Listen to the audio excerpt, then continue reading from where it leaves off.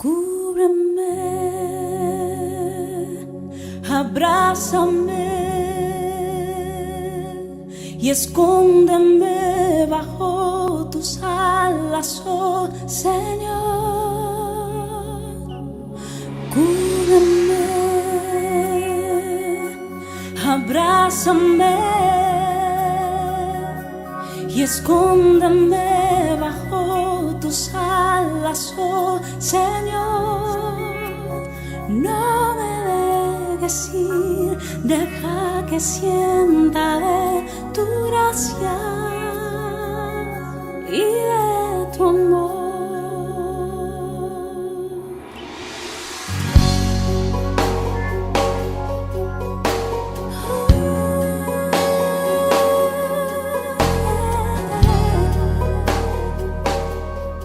Buenas tardes, un saludo desde Costa Noroeste, este canal que a tantos lugares está llegando y de tanta bendición está haciendo para muchos de ustedes que buscan el horario de las 3 de la tarde o las 2:40 para así poder ver este programa. De verdad es una bendición tener un lugar como este donde podamos tener una manera de llevar el Evangelio a tantas personas que por alguna razón no pueden venir por la iglesia o no pueden entrar en contacto con nosotros. Es ustedes, de verdad que estáis ahí detrás de la pantalla o delante de la pantalla, los está viendo. Yo estoy muy contento y soy muy feliz al saber que hay mucha gente que en muchos lugares de España, y te digo de España a través de internet, pero a través del mismo Costa Noroeste, podemos estar llegando desde Algeciras hasta Huelva. Y eso a mí me llena de alegría, saber que el Evangelio está siendo de bendición a mucha gente. Bien, pues un día más con vosotros y hoy he querido buscar un tema. Se lo he sugerido a una persona que ustedes conocen porque ya ha estado más de una vez con nosotros. Se llama Serafín Porcel. Este hombre asturiano, lleva ya en Rota, me decía hace un momento, 9 años, está casado, tiene 2 hijos y bueno, ahí está haciendo el ministerio cristiano como pastor en Rota. Le hablé de una idea y bueno, el Señor lo ha ido guiando y ha encontrado un texto que vamos a usarlo como base. Es muy importante el texto. Yo le decía a él hace un momento, este texto lo conozco yo desde muy jovencito, ¿vale? Entrad por la puerta estrecha, porque ancha es la puerta y espacioso el camino que lleva a la perdición, y muchos son los que entran por ella.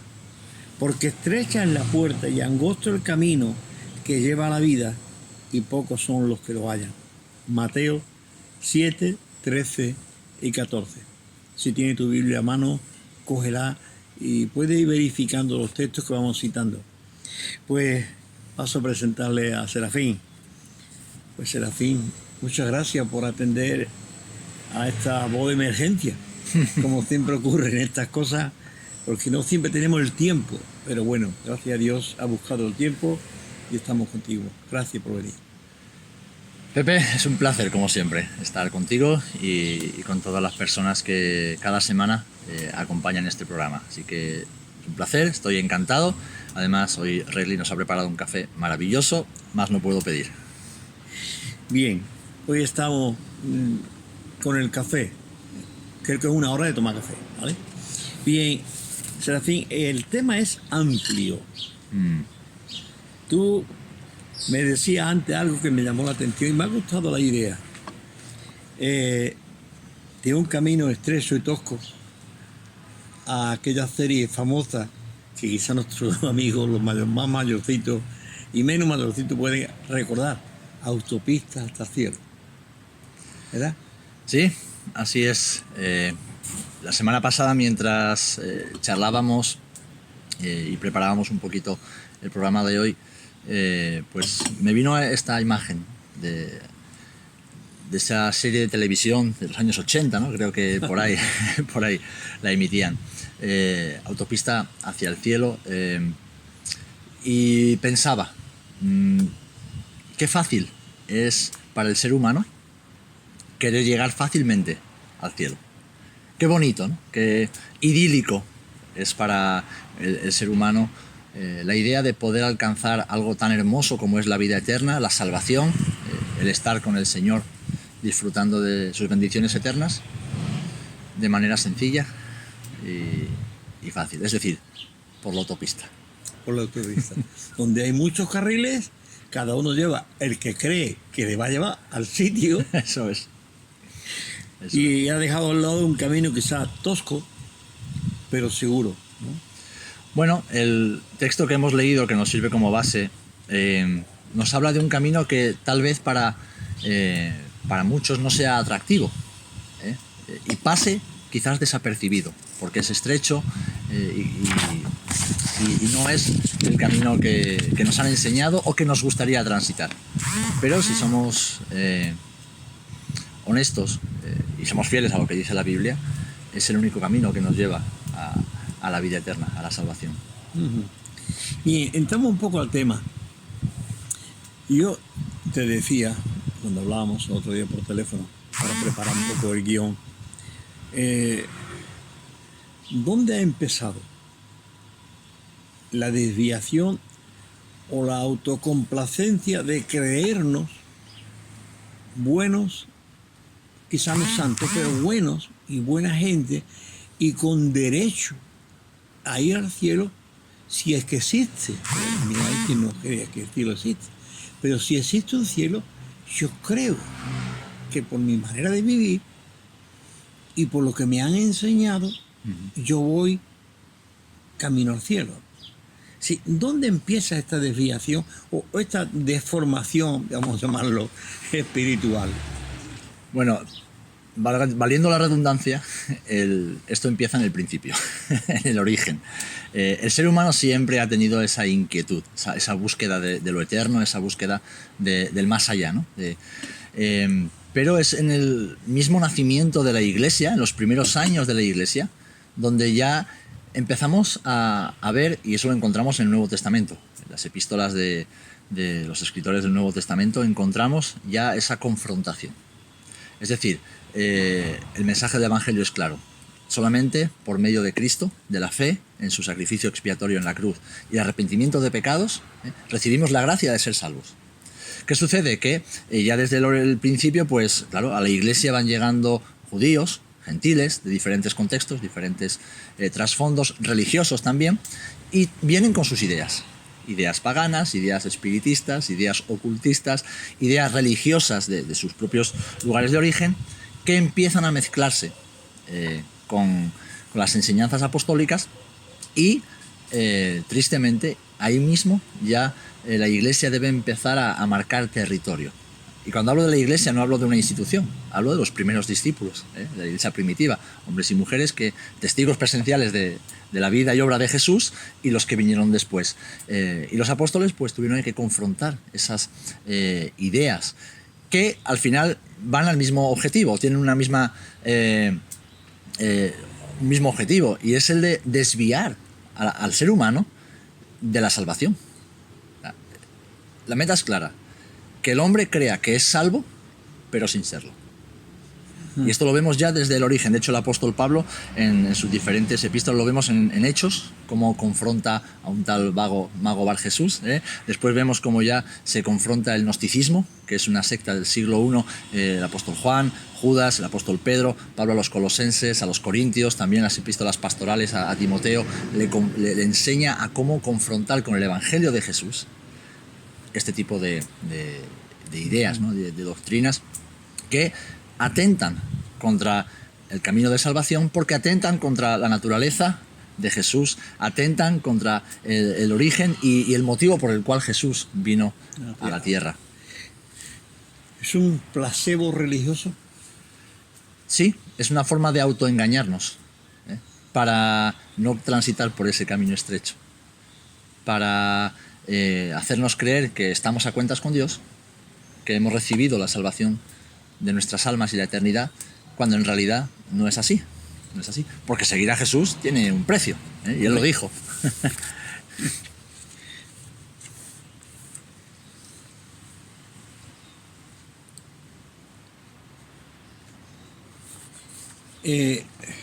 llamaríamos al segundo y tercer siglo siglos de oscuridad, donde empieza prácticamente o se marca más la oscuridad, digamos, sí, la oscuridad en el cristianismo. Vamos a seguir llamándolo cristianismo todavía. Sí. Bueno, es verdad que las herejías en cuanto a la salvación, a la persona y naturaleza de Jesús, la obra de Jesús, nacieron ya desde prácticamente el principio. Los siguientes periodos, los siglos que vinieron después, estuvieron marcados también por la aparición de este tipo de teorías y de falsas doctrinas. Tenemos el montanismo, tenemos el pelagianismo, donatismo, bueno, nombres así un poquito raros, pero que todos ellos de alguna manera atentaban y afectaban a la visión que el ser humano debía tener, la visión correcta debía tener para hallar la salvación.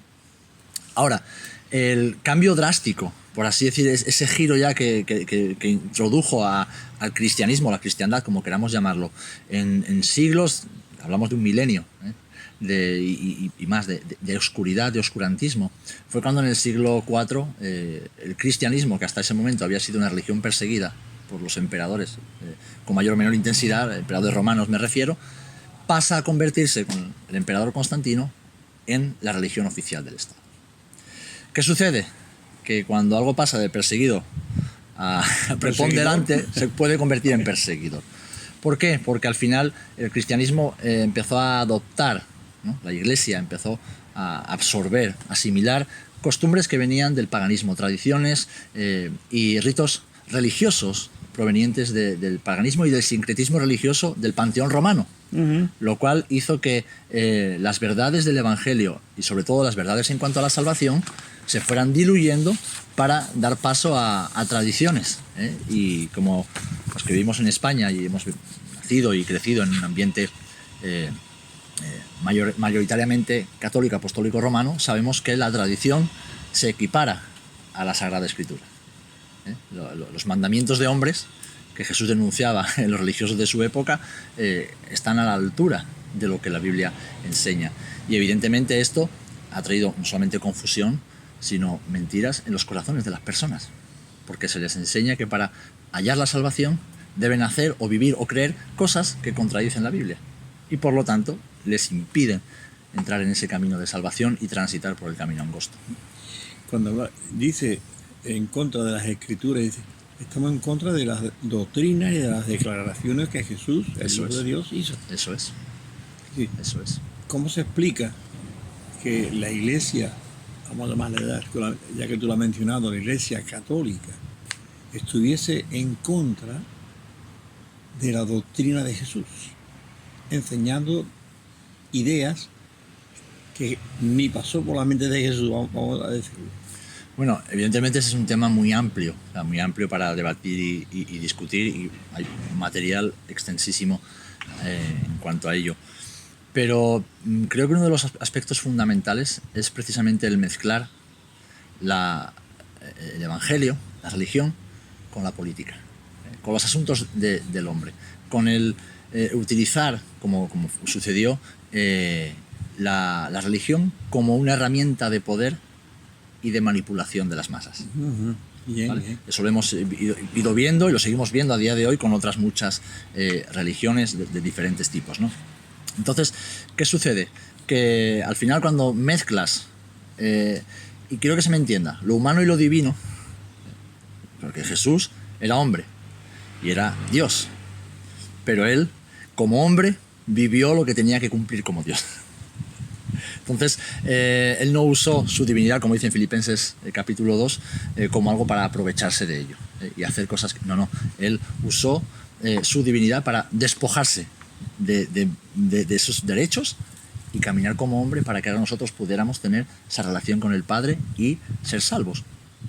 Cuando el ser humano utiliza eso que Dios nos ha dado, esas enseñanzas maravillosas, para dominar, controlar, manipular y sacar beneficio a costa de otros, evidentemente todo se tergiversa, se manipula y se extravía.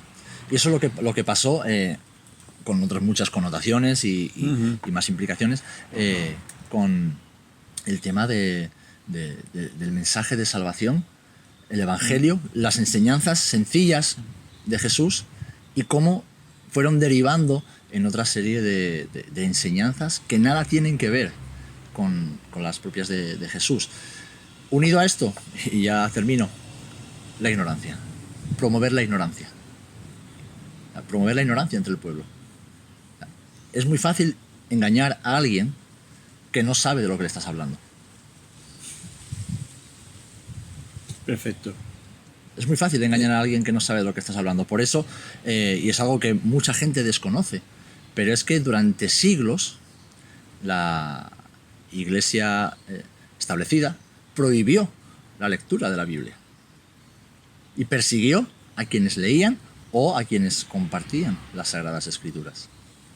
¿Por qué? Porque la ignorancia es uno de los mejores métodos para manipular y engañar a la gente. Les convenía mantener a la gente alejado de la verdad. Eso es. Que el Evangelio enseña. Jesús dijo: conoceréis la verdad y la verdad os hará libres. Si le negamos que conozcan esta verdad, siempre serán nuestros siervos. O nuestros esclavos, porque van a creer lo que nosotros queremos que crean. Entonces, en cuanto a la salvación, hay muchísimas doctrinas que son fundamentales, que la palabra nos habla, o sea, la justificación para que nosotros podamos entrar en el cielo por ese camino estrecho, ese camino angosto que Jesús transitó. O sea, nosotros no podemos hacerlo por nosotros mismos. Sí. No hay obra humana que pueda hacer eso. En cuanto a eso, Jesús lo dijo claramente y los apóstoles, empezando por el apóstol Pablo, lo dejaron claro. Hay un solo mediador entre Dios y los hombres, no hay más. Es por la fe y no es por las obras.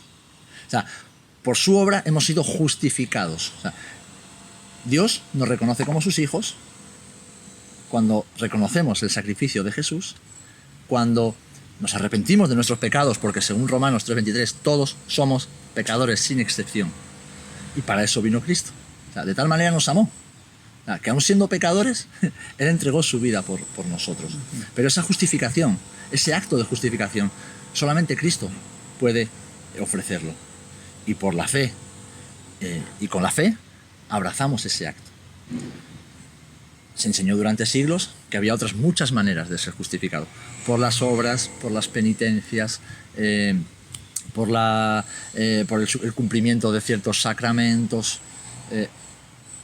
Ya cuando entramos en la Edad Media avanzada y vemos el tema de las indulgencias, que fue lo que a Lutero ya le hizo estallar la cabeza, pues... entonces, son cosas fundamentales que contradicen. Cuando ya nos dice que ¿a quiénes dio potestad de ser hechos hijos de Dios? A los que creyeren en su nombre. Y creer en su nombre no es solamente creer, o sea, es creer en Él, creer lo que Él hizo, creer en su palabra y obedecer a su palabra. Y de repente te dicen que si naces dentro de una institución, te echan un poquito de agua en la cabeza cuando naces y te inscriben en un libro, tú ya eres salvo. Y te llevan toda tu vida creyéndote, haciéndote creer que eres salvo. Eso contradice totalmente lo que Jesús nos enseña. ¿Por qué durante siglos eso pudo tener lugar y pudo desarrollarse con impunidad? Bueno, por la ignorancia. Estaba prohibido. Y lo que se enseñaba, pues venía evidentemente manipulado. Pero esto no pasó. Solamente, no quiero que parezca esto una crítica mordaz contra la Iglesia establecida en esos siglos. No, eso ha pasado incluso dentro de la propia Iglesia evangélica, como la podemos llamar, o dentro de los movimientos protestantes, como podamos llamarlo, o movimientos cristianos, dándole el nombre que le demos. O sea, siempre y cuando el creyente individual no conozca la Escritura, no sepa de primera mano qué es lo que Dios le está diciendo, es muy fácil que ese creyente o esa persona que se acerca con un corazón sencillo a Dios sea engañado. Qué bueno cuando Jesús dijo: yo soy el camino, Él, no una autopista. Eso es. No una autopista. Eso es. Soy el camino, la verdad y la vida. No hay muchos carriles para llegar al cielo. No, hay uno solo. Hay uno solo. Guste o no guste, hay uno solo. El dicho que quedó para la historia, todos los caminos conducen a Roma. Es una frase que venga del Imperio Romano como parte del Imperio Romano, y era una gran verdad. Sí, sí, sí. La capital del mundo era Roma, y todas las carreteras o caminos que a preparar los romanos, todas conducían allí, ¿no? Y aún en España tenemos todavía trozos de aquellos caminos, ¿eh? Aquí en nuestra propia Andalucía y ahí por Utrera hay un trozo de camino. Quiero decir, ¿cuántos caminos? A ver si nos pudieran mencionar algunos que lo tengo aquí un poco especificado, que la gente ha inventado carriles en esa autopista hacia el cielo.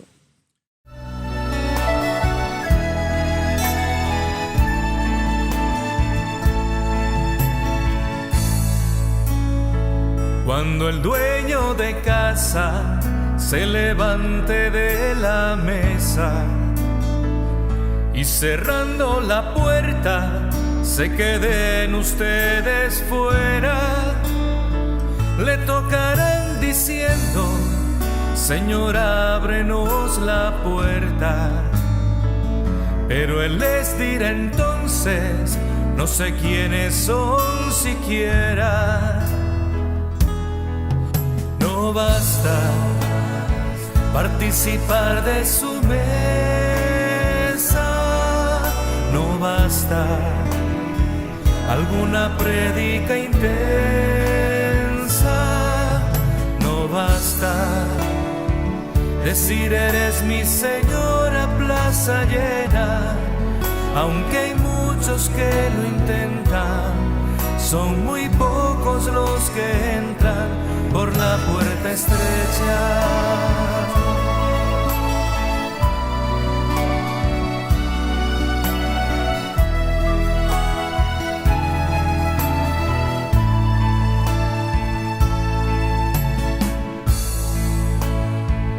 Dirán que eran asiduos a los cultos en iglesias y que habían partido el pan en la misma mesa, y llorarán entonces cuando Abraham y los profetas estén dentro del reino y ustedes se queden fuera. No basta participar de su mesa, no basta alguna prédica intensa, no basta decir eres mi Señor a plaza llena, aunque hay muchos que lo intentan. Son muy pocos los que entran por la puerta estrecha. Bueno, el primero es, como decía antes, si naces dentro de una institución, pues ya eres salvo. Si cumples unas ciertas normas, ya eres salvo. Si sigues una serie de sacramentos, ya eres salvo. Si eres una buena persona, hombre, ¿cómo Dios me va a mandar a mí al infierno si yo soy una buena persona? Yo no mato, yo no robo, Es decir, todo aquello que nos propongamos como un medio para alcanzar la salvación, pero que no figure dentro del requisito que Jesús estableció, es un medio, es un mecanismo falso. Es un camino falso. Es un camino falso. Yo sé que vivimos una época, y tal vez al final del programa lo mencionaremos brevemente, ¿no? Vivimos una época relativista, ¿vale? Donde todo es relativo. Sí. Es tu opinión, es mi opinión, ambas son válidas. Y claro, el cristianismo bíblico es absoluto y se sustenta sobre la base de verdades absolutas. O sea, Dios es. Punto. Jesús es Dios. Punto. Solamente por medio de Cristo, por medio de Jesús, hay acceso al Padre. Punto. Hay un cielo, hay un infierno. Punto. Por la fe recibimos la gracia, el acceso al Padre. Cuando nos arrepentimos de nuestros pecados. Punto. Solo Cristo puede darnos salvación. Punto. ¿Qué quiero decir con este punto? O sea, verdades absolutas. Verdades sencillas, para algunos dolorosas, pero absolutas. Y en una sociedad posmoderna, pero que ha heredado mucho de lo que hemos vivido durante los siglos de atrás y que al final es el reflejo del corazón del ser humano, que no quiere ser gobernado y que no quiere tener que rendir cuentas a nadie, pues claro, todo es relativo. Pero nuestra fe, la fe del creyente, no de los evangélicos, católicos, no, la fe del creyente, del discípulo de Jesús, es una fe que está basada en absolutos. Dios es, Dios dice, Dios ha hecho, Dios hará. Son absolutos. Depende de nosotros creer o no creer. Y son absolutos que confrontan, que van en contra de nuestra naturaleza. Porque desnudan nuestras miserias, como diríamos. Desde los tiempos más ancestrales, el ser humano ha intentado agradar a los dioses. Lo podemos ver en las sociedades más pretéritas, más antiguas, desde la prehistoria. Vamos a las cuevas y vemos en los dibujos que vemos en las cuevas, en esos pictogramas, nos encontramos cómo el ser humano intentaba tenía rituales para aplacar la ira de los dioses. Vas a Egipto, vas a Mesopotamia, en Amerindia, en lo que es ahora Latinoamérica o América del Norte, ves que todas las civilizaciones han tenido esa inquietud, ¿no? por alcanzar el más allá y ese miedo a que lo que haya detrás, que le hemos dado muchos nombres, no esté contento con nosotros, ¿no? Y rituales para aplacar la ira. Pero todo estaba fundamentado en qué puede hacer el hombre para alcanzar el favor de Dios o de los dioses. ¿Qué tengo que hacer? Le dijeron a Jesús. Eso es. Y era muy religioso. Eso es. ¿Qué tengo que hacer para ser salvo? Eso es. Es la idea prácticamente que se ha ido cultivando por años, y al hombre creyéndose que él tiene que hacer algo. Claro. ¿Sabe? ¿Por qué? Porque el hombre, al reconocer que es pecador y por lo tanto que es deudor, entiende o debe entender que hay algo que no puede hacer para pagar su deuda. Le pone en una situación, en una posición, nos posiciona en inferioridad. Y eso es lo que el hombre no quiere. ¿Por qué? Porque el hombre quiere sentirse o creerse vanamente el centro del universo, el centro de la creación, el origen y final de todo. Y no es así. Principio y fin. Eso es. Es autosuficiente. Sabemos que aquí el único que hay autosuficiente, inmanente, autoexistente, es Dios. Ajá. Dice la escritura en Juan 5:39 que Jesús animó a la gente. Quizás es una de las cositas que hoy podemos decir también a ti, y por eso te ofrecemos, en cada programa te ofrecemos regalarte una Biblia o algún libro, como en el caso de hoy, que te vamos a regalar la Biblia y un libro. Escudriñar. Jesús, esta fue la frase clave y Jesús la acuñó de esa manera cuando se dirigió a la gente de su tiempo, que también muchos de ellos eran ignorantes. Dice, escudriñar, leer, investigar las Escrituras, porque a vosotros os parece que en ella hallaréis la vida eterna. Y ellas, en verdad, son las que dan testimonio de mí. Sí, que aquella Biblia, vamos a llamarlo de esta manera, del Antiguo Testamento, de la ley que tenían los judíos, daban testimonio de Jesús. Todo el Antiguo Testamento nos habla de una manera profética de la persona de Jesús. Por eso Jesús dice, si estudiaréis las Escrituras, veríais quién soy yo, pero como la ignoráis. Bien, el resultado que estamos viendo es dramático. Una sociedad, un mundo que dice, no quiero creer en la iglesia, pero quiero creer en Dios. ¿Qué imagen ha dado la iglesia? Y estoy contigo cuando dices que todas las religiones o denominaciones cristianas, no cristianas, incluyéndonos nosotros, ¿Qué imagen hemos dado para que haya más gente en la calle que dentro de la iglesia? Bueno, esto tiene dos lecturas. Que haya más gente en la calle que dentro de la iglesia o dentro del cuerpo de Cristo, el cuerpo espiritual de Cristo, o sea, los verdaderos creyentes, confirma precisamente el texto que tenemos como base, que el camino es angosto y muchos no quieren entrar en él. Independientemente de la imagen que como iglesia hayamos podido dar. Porque antes meditábamos y reflexionábamos, somos imperfectos. Perfecto solo hay uno, y es Dios. Nosotros nos equivocamos mucho, aún intentando hacerlo lo mejor posible. Pero sí que es verdad que en ocasiones, a lo largo de los siglos, la iglesia no ha ayudado. Cuando hablo de iglesia, hablo en general. ¿Por qué? Porque se ha presentado un falso evangelio. No solamente a través de la enseñanza, sino a través del testimonio de las personas. ¿Cuántas veces hemos escuchado, mira, haz lo que te digo, pero no hagas lo que hago? Una frase tenía acuñada hace mucho tiempo. Mucho tiempo. Y tristemente eso todos en algún momento lo hemos vivido. Y claro, hay una incongruencia, hay una dicotomía, hay algo ahí que suena raro, que desafina. O sea, tú me estás presentando un mensaje que no concuerda con tu vida y con la vida de muchas personas que yo conozco.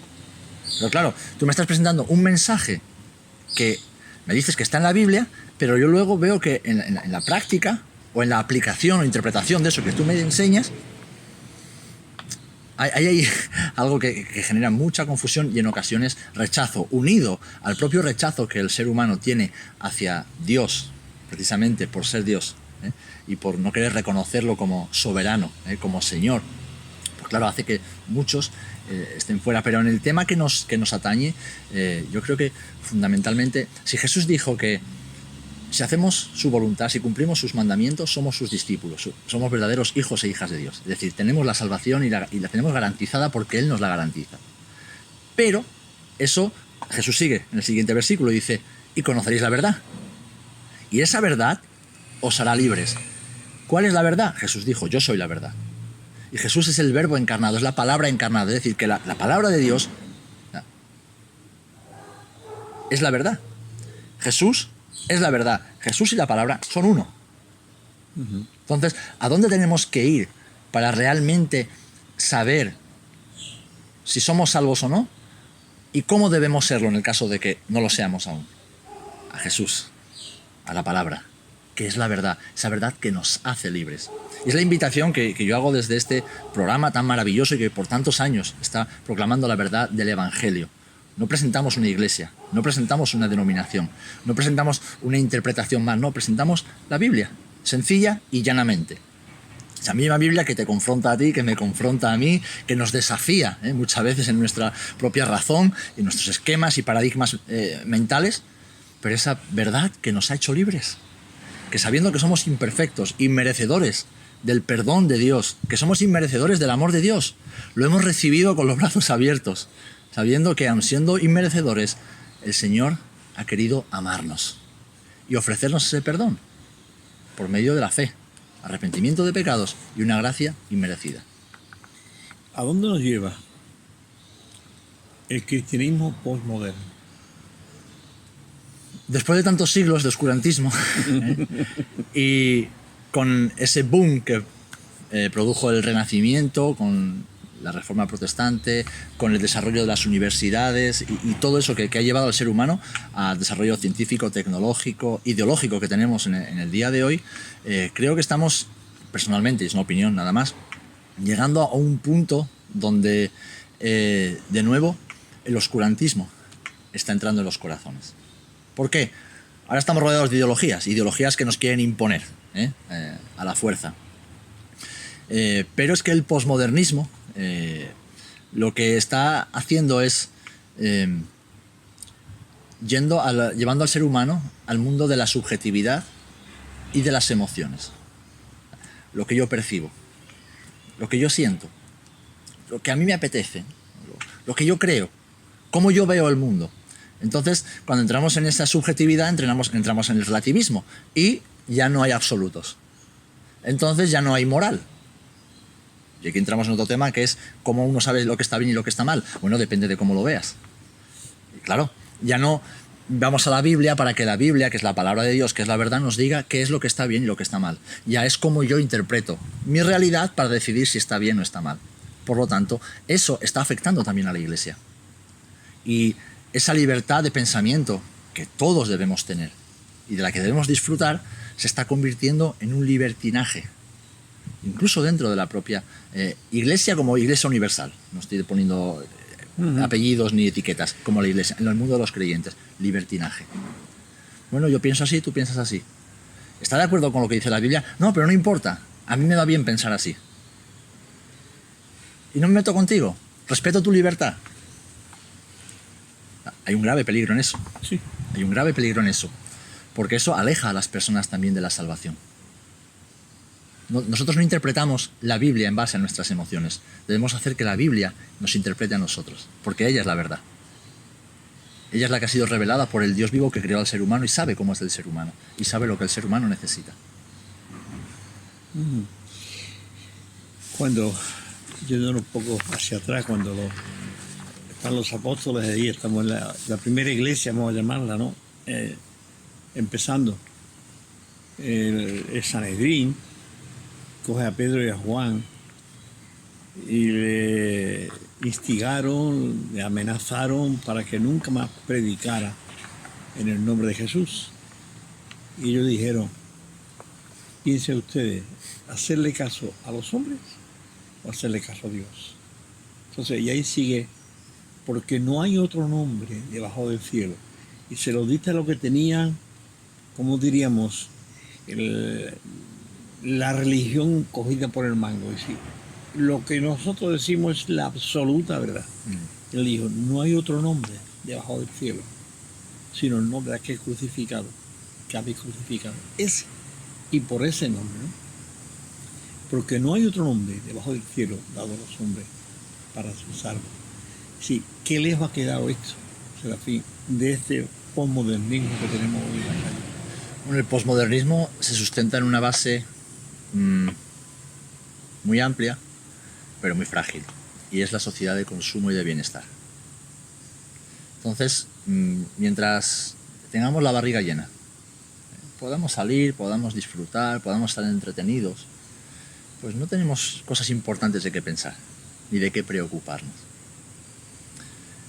¿Qué sucede? Que eso es otra forma de engaño, de engaño.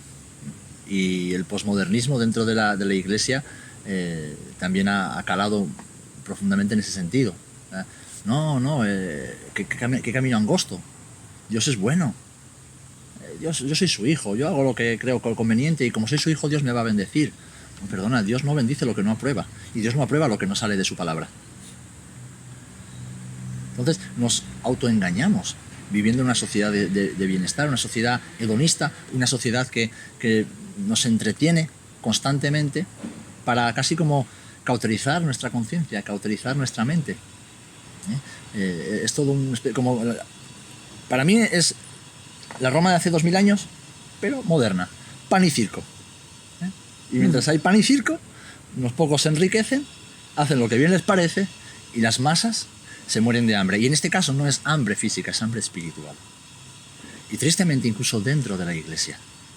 Porque cuando uno viene a Jesús, no solamente hallas la vida eterna, garantizas tu eternidad, sino que vives una vida plena aquí en la tierra.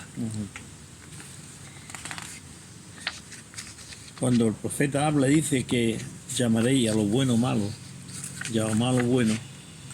¿Crees que se está refiriendo a esta época presente?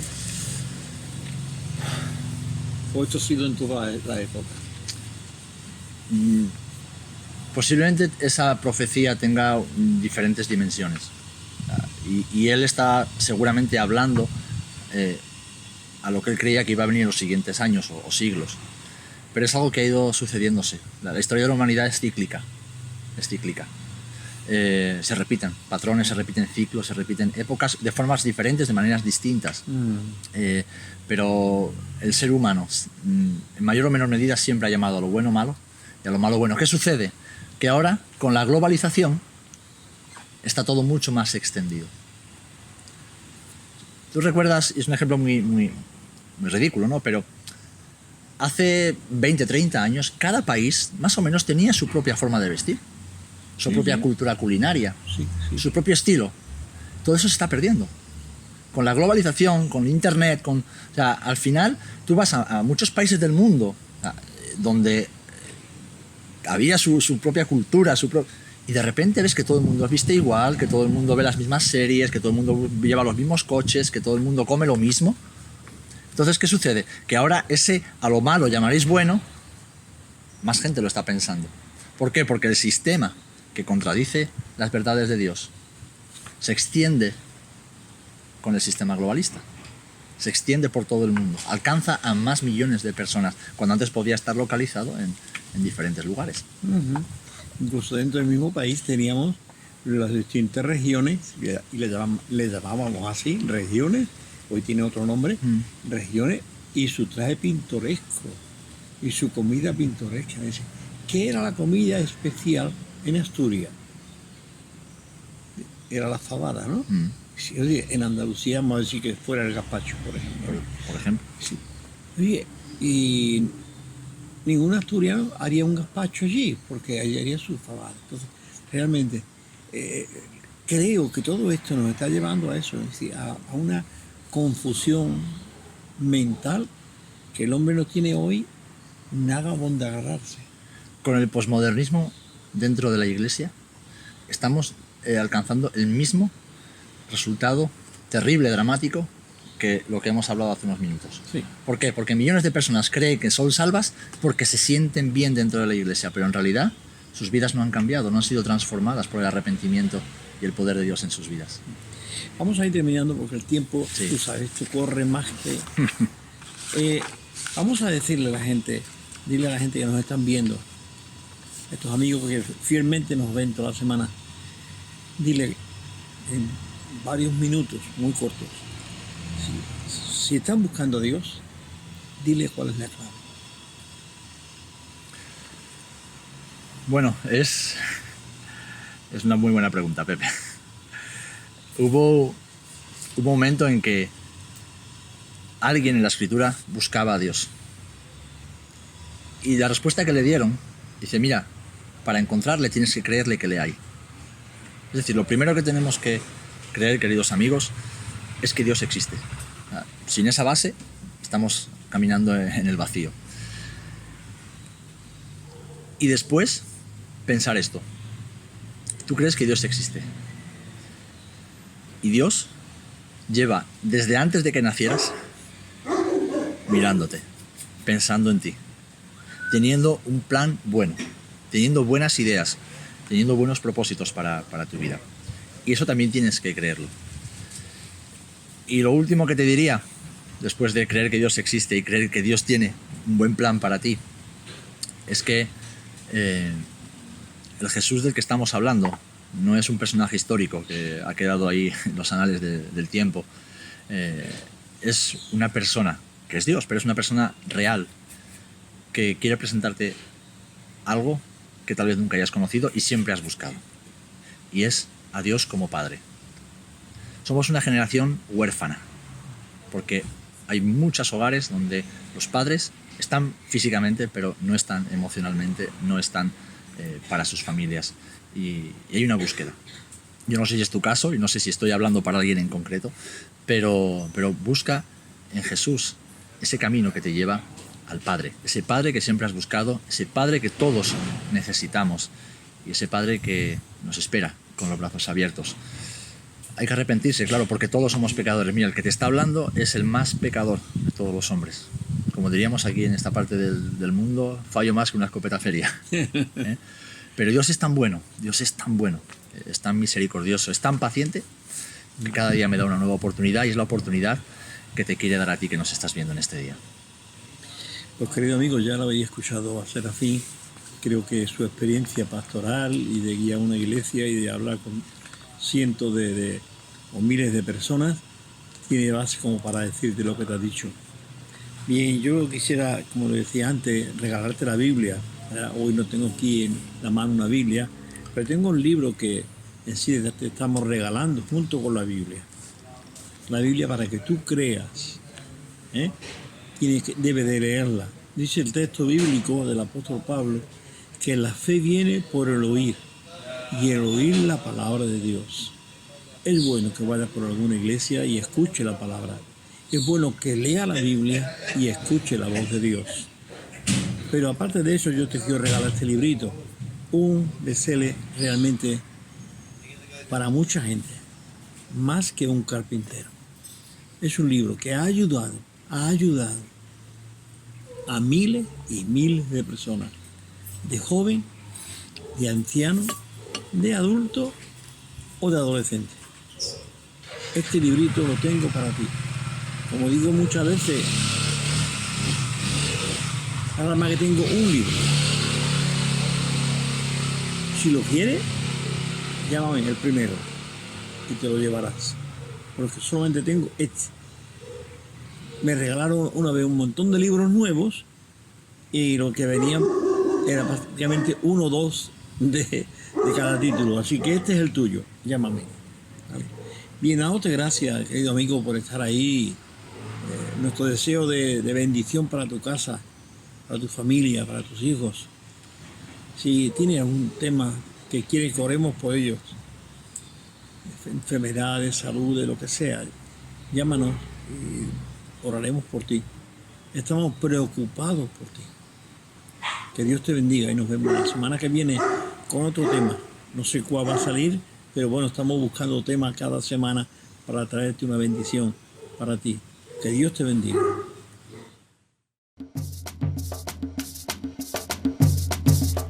Vamos a sembrar esperanza para cosechar amor. Cantemos todos con confianza que viviremos en un mundo mejor. Ven y siéntate un rato a mi lado. Por favor, ya no sigas llorando. ¿Quién dijo que todo está perdido? Siempre hay un sol que alumbra nuestra fe. No llores más. Aunque tu piel la estén maltratando y tus ríos sigan desangrando,